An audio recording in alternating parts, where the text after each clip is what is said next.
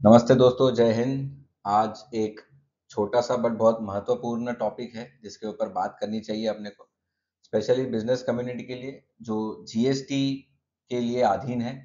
सो ये बहुत बार सवाल होता है कि अब जीएसटी हर महीने पे करना चाहिए या नहीं करना चाहिए। तो बहुत सारे कम्युनिटी जो बिजनेस में है बोलते हैं कि भाई नहीं नहीं, जीएसटी क्यों भरना है, अगले महीने देखेंगे, अगले महीने देखेंगे। सो यहाँ पे ये चीज समझना बहुत जरूरी है कि अपन बिजनेस जीएसटी के लिए नहीं कर रहे, अपन अपना प्रॉफिट अर्न करने के लिए कर रहे हैं, राइट।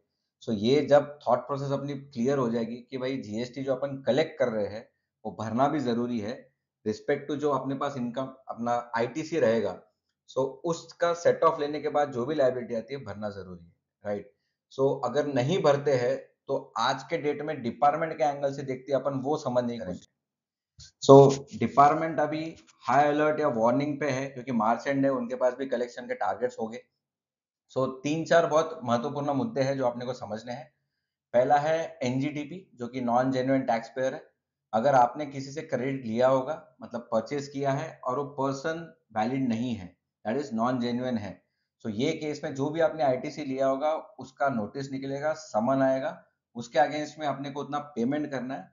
पर दिक्कत की बात यह है इसमें पेनल्टी लगेगी और इंटरेस्ट भी लगेगा। So that is a heavy cost to us. तो हमेशा चेक कीजिए जिससे भी अपन परचेस करेंगे वो वैलिड बायर, वैलिड वेंडर रहेगा।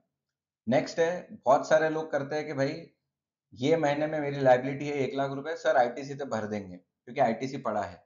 सो कोई भी बिजनेस रहने दो, हमेशा आईटीसी नहीं रहेगा। सो हर साल अगर आप आईटीसी से पेमेंट करते हो तो एक वन ऑफ द ट्रिगर है जहाँ पे डिपार्टमेंट वॉच करता है। उनके उनके जो भी डिपार्टमेंट इन्वेस्टिगेशन वाले हैं, उनका इंफॉर्मेशन देने वाले, उनका एक अलग से विंग है, वो इंफॉर्मेशन देता है। तीसरा मुद्दा है, कैश पेमेंट अपन ने साल भर में की ही नहीं है। अब ऐसा कोई बिजनेस ही नहीं है अगर जो प्रॉफिट नहीं कमा रहा है, बहुत रेयर एक्सेप्शंस है। मतलब आप साल भर आप काम करते हो तो कोई ना कोई आप प्रॉफिट निकालोगे, तो इट इज डिफॉल्ट कि थोड़ा बहुत तो कैश में पेमेंट होना चाहिए, राइट। अब आप बोलोगे सर नहीं मेरे पास स्टॉक तो बहुत पड़ा हुआ है, बट बिलीव मी, डिपार्टमेंट को भी पता है अगर आपके पास रिटेल सेल है तो आप कितना बता रहे हो, कितना नहीं बता रहे हो, correct. So somewhere down the line हर चीज का ट्रैकिंग है, हर चीज का इंफॉर्मेशन है, और वो डेटा डिगिंग करने वाले। सो एक और लॉजिक है इसके पीछे कि अपना एक ग्रॉस प्रॉफिट और नेट प्रॉफिट का मार्जिन चलता है।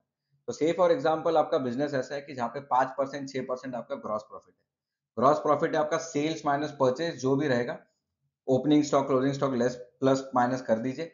सो लॉजिकली अगर मैं बोलूँ आपका 100 रुपए का परचेज और 120 रुपए का सेल हो रहा है, तो इट इज 100% श्योर कि आपको 20 रुपए के ऊपर तो भी आपको जीएसटी भरना डिफॉल्ट है, या लॉजिकली आपको पे करना कंपलसरी हो जाएगा। सो अभी आप बोलोगे सर मेरे पास स्टॉक है, again the same question, but believe me, पूरा साल भर आप अगर टैक्स नहीं पे कर रहे हो, आईटीसी से ही कट ऑफ करने की कोशिश कर रहे हो, सो ये कहीं ना कहीं तकलीफ देगा। रीजन बिंग, स्क्रूटिनीज अभी ऑटोमेटिकली थोड़ी कम हो जाएगी क्योंकि GST return, GST 9, GST 9C, जो कि अभी वैलिड नहीं है, बट आज के डेट में जो जीएसटी का बेस है वो बहुत क्लियर हो चुका है। सो नेक्स्ट स्टेप है उनके पास सर्च और ऑडिट का। सो ये पैरामीटर अपन खुद से दे रहे हैं इनको कि आइए हमारे पास सर्च कीजिए क्योंकि हम जीएसटी नहीं भर रहे। सो आप सबको एक रिक्वेस्ट रहेगी, just check on to your business parameters के अपने को जीएसटी लायबिलिटी कितनी आ रही है, कितना नहीं है, आईटीसी पूरा चेकअप कर लीजिए। और मेरी रिक्वेस्ट रहेगी कि साल में कुछ ना कुछ आपको जीएसटी पेमेंट करते रहना है for your peace of mind, कि कल उठ के अपने ऊपर कोई मेहमान ना आए, कोई सर्च ना हो, कोई ऑडिट ना हो, और सिंपल वे में अपना बिजनेस चलते रहे without any tension pressures of department की जिनको हैंडल करना है। Thank you.